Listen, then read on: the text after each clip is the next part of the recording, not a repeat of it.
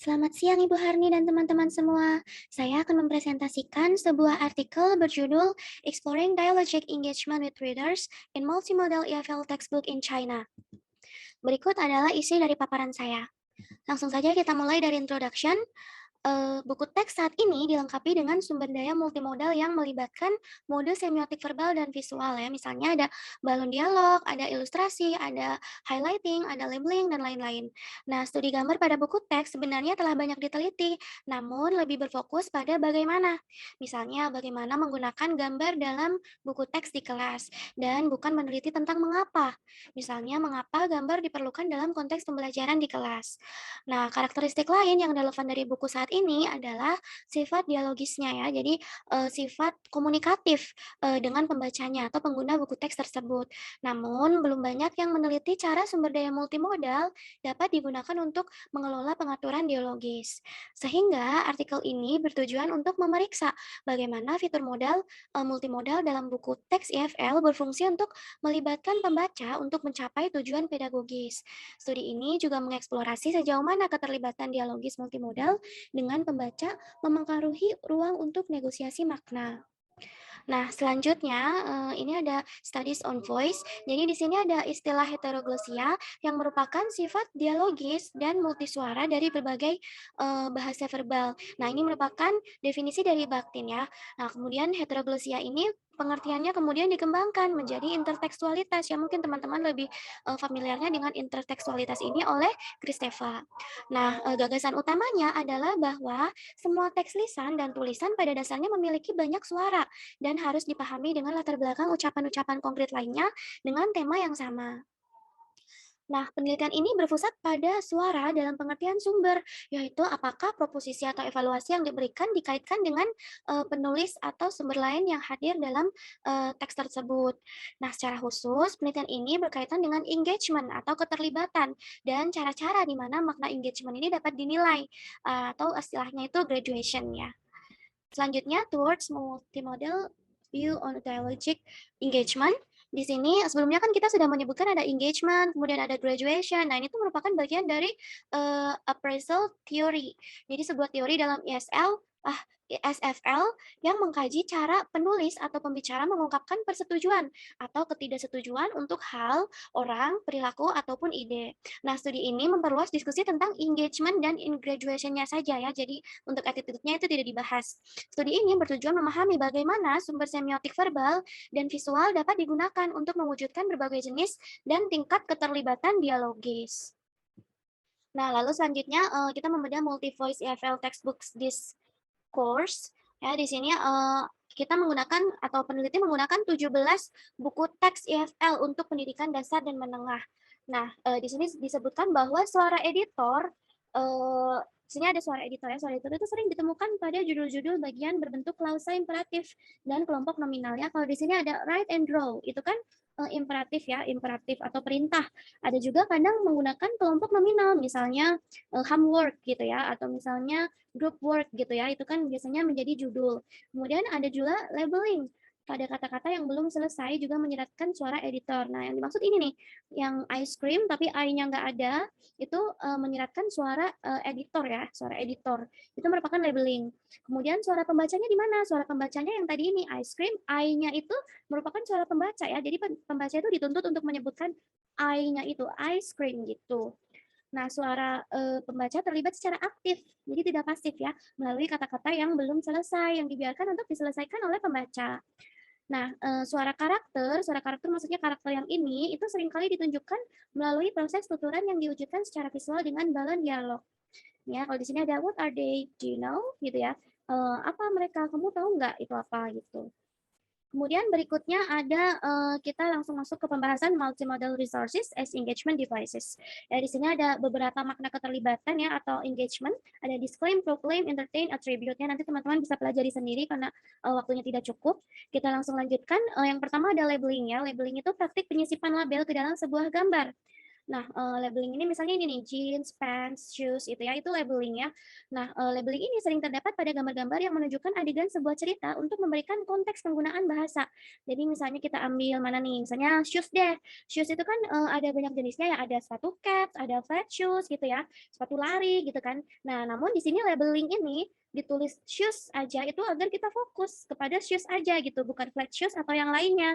Sehingga labeling itu berfungsi untuk menyempitkan ruang heteroglosik sehingga membantu memusatkan perhatian pembaca pada item kosakata yang diucapkan.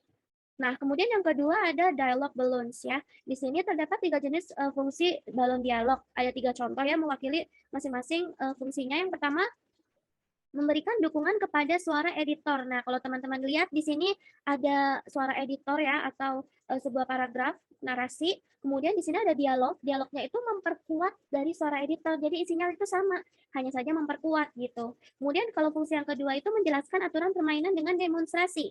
Nah, kalau teman-teman lihat di sini ada sebuah permainan ya, let's play gitu ya, permainan. Nah, di sini ada dialognya. Dialognya itu langsung mendemonstrasikan bagaimana cara permainan tersebut dilakukan. Misalnya ini, "Can I have a Coke please?" gitu ya. Aku boleh minta Coke nggak gitu ya. Nah, jadi tidak menginstruksikan, melainkan langsung mendemonstrasikan. Nah, yang ketiga ini memberikan arahan kepada pembaca. Jadi ini yang menginstruksikan ya.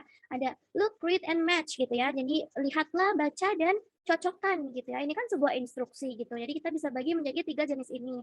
Nah, dari ketiga jenis ini dapat disimpulkan bahwa balon dialog berfungsi untuk memperkenalkan suara karakter ke dalam teks. Jadi karakter cewek ini, karakter polisi ini, dan lain-lainnya itu diperkenalkan ke dalam teks melalui apa? Balon dialog ini gitu. Sehingga mewujudkan makna atribut. Nah, selanjutnya ada jointly constructed text. Saya singkat menjadi JCT. Itu merupakan teks apapun yang sengaja dibuat tidak selesai dan bertujuan untuk melibatkan partisipasi pembaca dalam penyelesaian akhirnya. Jadi misalnya ini ya, ada gambar muka, lalu ada eye, ear, nose gitu ya. Ini pembaca itu harus memasukkan gitu ya, eye-nya itu di mana, ear-nya di mana, nose-nya di mana gitu ya. Terus kalau contoh yang kedua ini ada gambar yang sudah selesai, kemudian di bagian kanannya itu ada kalimat yang harus dilengkapi gitu ya. Ini sebenarnya akan diputarkan recordingnya juga sih sebenarnya ya. Jadi hanya tinggal melengkapi saja gitu. Nah, ketidakselesaian teks yang dibangun bersama pada dasarnya membuka ruang suara pembaca untuk terlibat. Ya kan? Jadi apa namanya ketika di sini belum ada gitu, belum ada I-nya di mana, itu pembaca akan terlibat I-nya di mana gitu. Kemudian ketika di sini kosong, maka pembaca juga akan mengisi jawabannya apa gitu ya. Jadi JCT mewujudkan makna keterlibatan atribut, memperluas ruang heteroglosik dan membawa suara pembaca dengan membawa suara pembaca. Yang berikutnya ada illustration. Di sini relasi teks gambar dapat diklasifikasikan menjadi tiga jenis ya, ada encourage, ada illustration, dan relay ya. Ini teman-teman nanti bisa pelajari sendiri fungsi masing-masingnya karena keterbatasan waktu. Jadi saya langsung lanjutkan pada contoh satu. Di sini ada dua contoh ya, contoh satu dan contoh dua. Pada contoh satu tingkat keterbukaan dalam teks multimodal meningkat sehingga ilustrasi berfungsi mewujudkan makna perikatan atribut. Kenapa meningkat? Karena teman-teman lihat di sini ada gambar jeep dan ada juga katak ya, jeep sama jump. Itu merupakan dua kata yang tidak ada hubungannya secara semantik. Terus ada juga kanguru dan kunci ya, key. Itu nggak ada hubungannya juga secara semantik, tapi kata-kata ini disatukan dengan gambar gitu. Jadi di sini gambarnya memiliki peran yang penting gitu ya. Makanya dia mewujudkan makna perikatan atribut. Kemudian untuk gambar yang kedua, itu suara editor dalam teks verbal dan suara karakter dalam 5 gambar ilustratif saling bertentangan ya. Tadi yang bertentangan yang apa? Disclaim ya. Yang disclaim. Jadi misalnya ini, don't drink or eat in the computer room. Jadi jangan makan atau minum di ruang komputer, tapi gambarnya makan sama minum di ruang komputer gitu ya. Jadi menunjukkan kebertentangan ya, bertentangan gitu.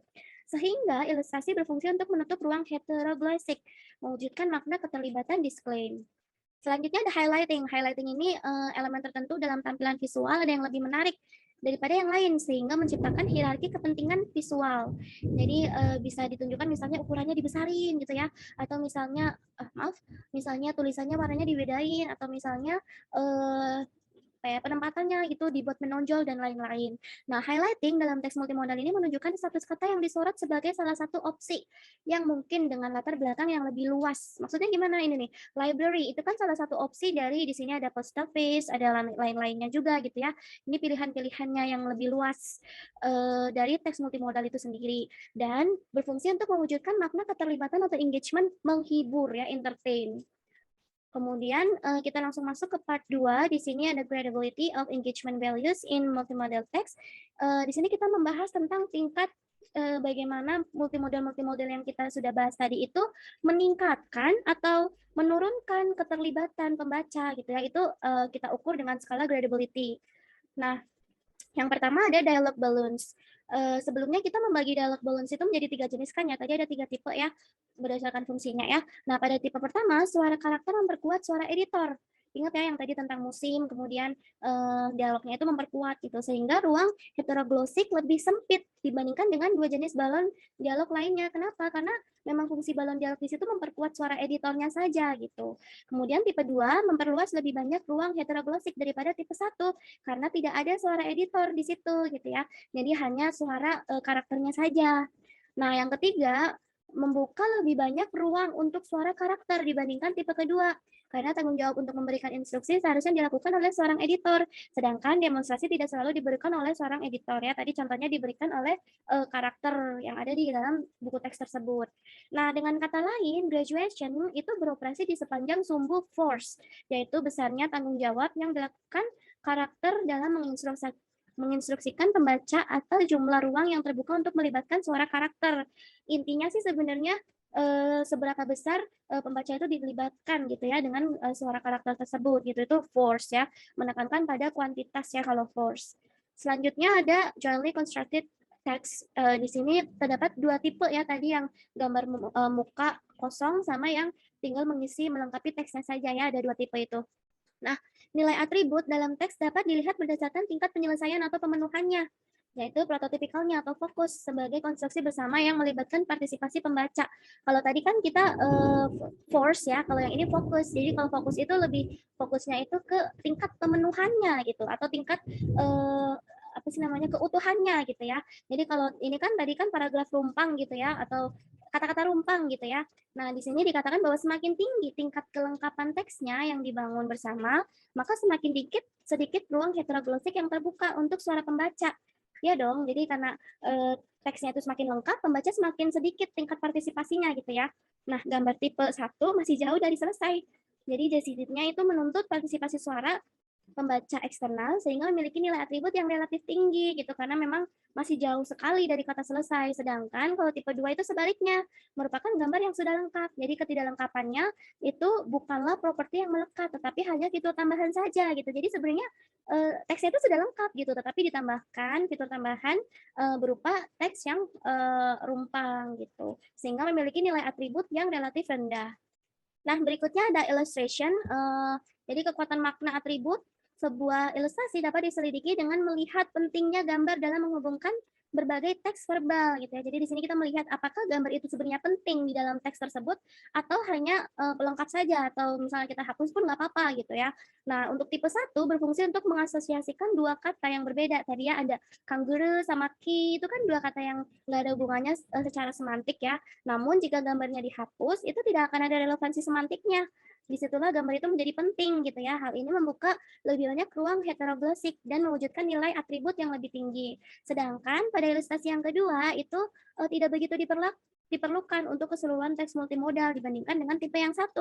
Bahkan jika gambarnya dihapus pun tekstualnya masih akan tetap koheren dan konsisten. Nah, jadi kesimpulannya 5 jenis sumber daya multimodal telah diidentifikasi sebagai perangkat keterlibatan, yaitu ada labeling, dialog balloons, ada jointly constructed text, ada juga illustration, dan highlighting. Nah, telah dilakukan pula eksplorasi gradabilitas nilai keterlibatan dalam teks multimodal ya tadi ya yang meningkatkan atau menurunkan keterlibatan. Dapat disimpulkan bahwa di satu sisi, satu jenis makna keterlibatan dapat diwujudkan melalui perangkat multimodal yang berbeda. Misalnya atribut ya, makna atribut itu dapat diwujudkan dengan balon dialog atau ilustrasi. Nah, di sisi lain, satu jenis sumber daya multimodal dapat menyandikan makna keterlibatan yang berbeda. Misalnya ilustrasi dapat berfungsi untuk menyandikan atribut atau juga disclaim atau penolakan gitu. Nah, selanjutnya yang terakhir ada refleksi dari saya. Ini berkaca pada pengalaman saya membuat video pembelajaran interaktif bahasa Jepang. Itu pada saat penerapan multimodal ke dalam teks, saya tidak hanya sekedar memasukkan seluruh elemennya, tetapi juga perlu mempertimbangkan kapan harus menggunakan elemen-elemen tersebut, suara siapa yang ingin ditonjolkan, dan seberapa besar keterlibatan yang ingin diciptakan. Ya, jadi saya juga harus memikirkan kapan saya harus menggunakan suara narasi atau suara editor, kapan saya harus menggunakan suara karakter, memunculkan ya maksudnya ya. Kemudian kapan saya harus menampilkannya hanya dalam bentuk teks saja, kapan yang harus dilengkapi dengan gambar, itu juga perlu diperhatikan gitu. Baik, sekian presentasi dari saya. Terima kasih atas perhatiannya. Mohon maaf apabila ada kesalahan.